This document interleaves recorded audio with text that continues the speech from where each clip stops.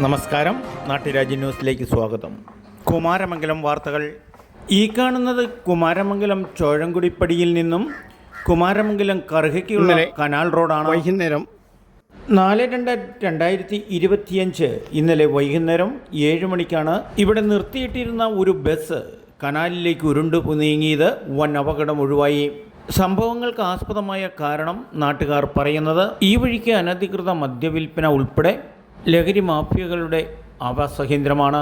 നിർത്തിയിട്ടിരിക്കുന്ന ബസ്സിൽ കോളേജ് കുട്ടികൾ time pass ചെയ്യാറുണ്ടെന്നാണ് നാട്ടുകാർ പറയുന്നത്.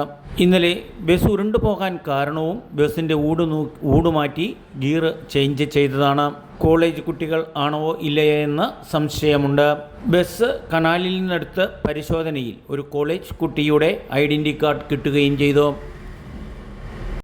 4 മണി കഴിഞ്ഞ് കോളേജ് വിട്ടെങ്കിലും 7 മണിയായിട്ടും വീട്ടിൽ പോകാതെ ബസ്സിലും ചുറ്റുവട്ടത്തും ചുറ്റിക്കറങ്ങുന്ന കോളേജ് കുട്ടികൾ രക്ഷകർത്താക്കൾക്കും ഈ സമൂഹത്തിനും ബാധ്യതയായിത്തീരുന്നു. ഫ്രണ്ട് വശം അല്പം കയറ്റത്തിലേക്കായി കിടന്നിരുന്ന ബസ് പുറകോട്ടാണ് കനാലിലേക്ക് പോയത്.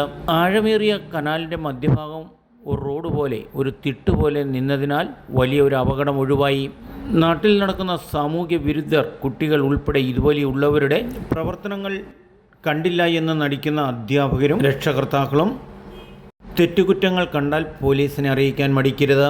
കുട്ടികളുടെ വേണ്ടപ്പെട്ടവർക്ക് ഇത് ചെറിയ കുറ്റമായി തോന്നിയാലും വലിയ കുറ്റത്തിലേക്ക് ഇവരെ നയിക്കാൻ സാധ്യതകൾ ഉള്ളതുകൊണ്ട് തെറ്റുകുറ്റങ്ങൾ കണ്ടാൽ രക്ഷകർത്താക്കളായാലും നാട്ടുകാരായാലും അധ്യാപകരായാലും പോലീസിനെ അറിയിക്കുകയും ബഹുമാനപ്പെട്ട ഉദ്യോഗസ്ഥർ ഉചിതമായ നടപടികൾ സ്വീകരിച്ച് കുറ്റക്കാർ കുട്ടികളാണെങ്കിൽ അവരെ നേർവഴിക്ക് നയിക്കാനുള്ള ഉചിതമായ നടപടികളുണ്ട്.